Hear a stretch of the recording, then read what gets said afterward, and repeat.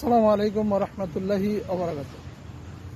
Victor Hugo তিনি একজন জ্ঞানী। তিনি বলেন আমাদের জীবনটা একটি ফুল এবং তার যে নির্যাস রস সেটি হলো মধু। যেই ফুলের মধ্যে মধু থাকে সেই ফুলের মূল্যায়ন বেশি এবং সেই ফুলের কাছেই কিন্তু মধুমক্ষিকা ভ্রমা আসতে থাকে এবং অন্যান্য ফুলের চাইতে তাদের কাছে এই ফুলটাই হয়ে যায় প্রিয়। কাজে আসুন আমরা আমাদের ওই ফুলের মতো নিজকে গড়ে তুলি, যেখানে থাকবে আল্লাহর রহমতের রস, দয়া, মায়া, ভালোবাসা, স্নেহ এসবগুলো থাকবে।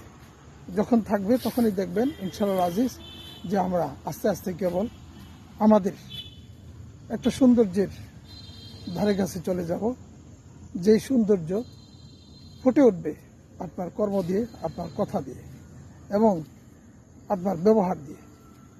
তাহলে বোঝা যাবে যে আপনি ওই ফুলের কাছাকাছি চলে গেছেন। আল্লাহ আপনাকে ভালোবাসতে শুরু করবেন।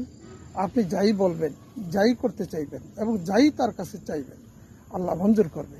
আল্লাহ যেন আমাদের সকলকে ওই ফুলের মতো হওয়ার তৌফিক দান করেন। আমিন। আসসালামু আলাইকুম ওয়া রাহমাতুল্লাহি ওয়া বারাকাতুহু।